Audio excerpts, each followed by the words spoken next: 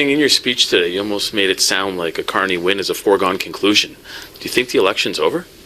Well, I think that there is an important decision for Canadians to make. I think campaigns matter. And I think in this campaign, I want Canadians to know that your vote does matter.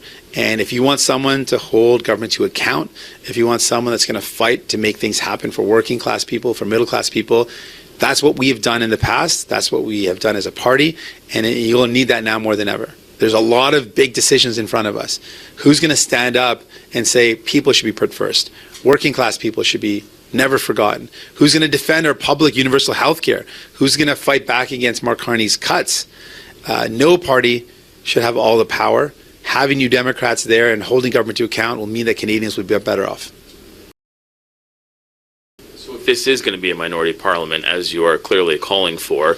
You have said you would never support Pierre Poilievre, and you are now criticizing what you think Mark Carney will make as cuts.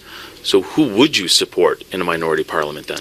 Well, I've laid out our priorities, and I've laid out the things that we're going to fight for. In the next budget, which will be the next big decision, the things that matter to Canadians is that they've got to be able to afford their groceries. They've got to be able to afford a home.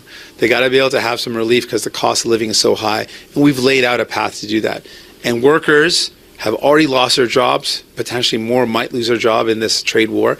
So we need to have protections in place for them. So concretely, what does that mean? I want to see a price cap on food essentials.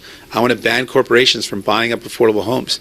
I want EI, the amount that a worker receives, to be high enough so they can pay their bills, they can pay their mortgage, their rent, and buy their groceries and keep a roof over their head.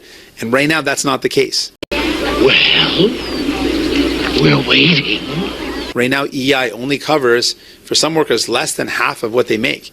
No worker these days can actually make it with less than half their salary. Maybe 20, 30 years ago, you could have made it by. But now it doesn't work that way. So we need to make sure EI is there for folks. Thank you very much. Next question, Ashley Burke, CBC. Hi, Mr. Singh. There are some people in the room that you were just in that say maybe after this election it's time for a new leader, someone to build up the party for the next generation. Is this your last election? I'm focused on the campaign in front of me and the choice in front of me. And that's a very important choice. We're up against a real scary time.